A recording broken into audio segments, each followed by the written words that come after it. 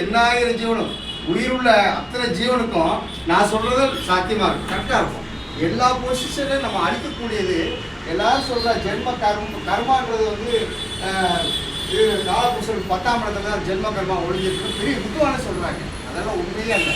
நம்ம தலைவிதி தலையிலே லக்கணத்திலேயே நம்ம ஜென்ம கர்மா பயிச்சுட்டா. அப்புறமா அது டிகிரியில பயிச்சுட்டா. அது எப்படி பயிச்சுட்டான்னா லக்கணத்து ஒரு 15 ரூபா சாப்பிட்டு போட்டிங்கன்னா இந்த டிகிரி வரும். இந்த லக்கணத்தில் 1-10 அந்த டிகிரி இருந்தால் அவங்களுக்கு எத்தனாவது வீடு மைனஸ் பண்ணும் அப்படின்னா இந்த லக்கணத்துக்கு 8வது வீடை மைனஸ் பண்ணும் அந்த கிரகம். அதே போல் இந்த லக்கணத்துக்கு 10-20 டிகிரிக்குள்ள இருந்துச்சுன்னா இந்த லக்கணத்துக்கு 12வது விட மைனஸ் பண்ணும் அந்த கிரகம்.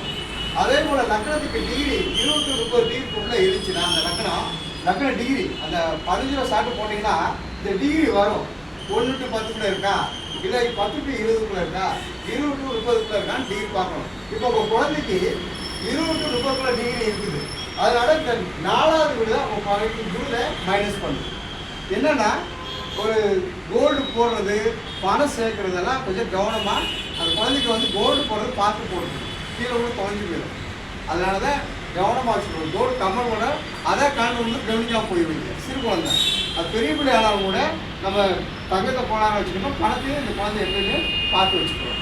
அதுதான் இந்த குருதை. அதனால தான் இந்த மஞ்சள் கலரை யூஸ் பண்ணக்கூடாதுன்னு சொல்லியிருக்கேன். வடக்கு வாசலில் சென்ட்ரு வாசலில் வடக்கு வாசலில் ஸ்கூல் ட்ரெயின் கேட்டதுல அந்த ஸ்கூலில் சேர்ந்தால் சரியாக படிக்காது. ஏற்கனவே சொல்லியிருக்கேன். இதெல்லாம் நீங்கள் ஆமாம் இதெல்லாம் ஏன் சொல்கிறேன் அப்படின்னா இந்த குரு என்னென்ன வேணுச்சுன்னா வாஸ்துலேருந்து 8000 இதுதான் நெகட்டிவ் பிளாட்டே காமிக்கும். அதனால தான் உங்களுக்கு மஞ்சள் கலர் கூட யூஸ் பண்ணக்கூடாதுன்னு சொல்லியிருக்கேன். நீங்கள் நல்லா பாருங்கள். ஒவ்வொருவரும் சாதாரண மனுஷன் கூட இந்த 20 ரூபா சாட்டு ஒன்று ஜாதகம் ஒரு 20 ரூபா சாட்டு ஒரு பேப்பர் போட்டு பார்த்தீங்கன்னா என்ன டிகிரி வாங்கியிருக்குன்னு பார்த்தீங்கன்னா அதில் போட்டுருப்பான். அந்த டிகிரியே முன்னாடி லக்கணம் போட்டு டிகிரி போட்டுருப்பான். 1-10 கூட இருந்து வச்சுன்னா நம்ம எத்தனாவது வீடு பார்க்குறோம் அப்படின்னா 8வது வீடு மைனஸ் பண்ணும்.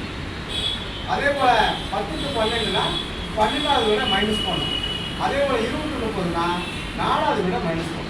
அந்த கிரகம் எல்லாம் இருக்கும், அது எங்கே உட்காந்தாலும் சரி அந்த கிரகத்தை வந்து 0 பண்ணிடும். ஒரு ஓரையில் கூட 0 பண்ணிடும்.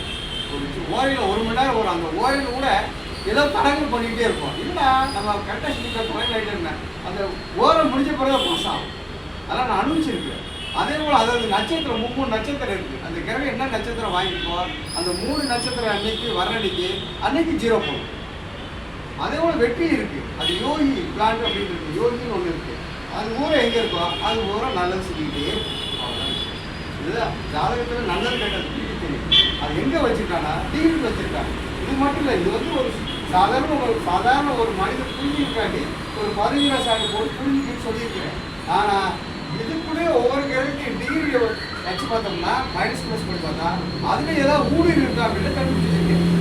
ஒவ்வொரு கிரகத்துக்கும் அது பாசிட்டிவ் பண்ணி நெகட்டிவ் பண்ணணும் அப்படியெல்லாம் உள்ள ஆராய்ச்சி பண்ணி வச்சுருக்கேன். இது வந்து என்னுடைய தனிப்பட்ட முறையில் நான் ஆராய்ச்சி பண்ணப்பட்டது. அது 100% உண்மையாக இருக்கும். இது சாத்தியம்.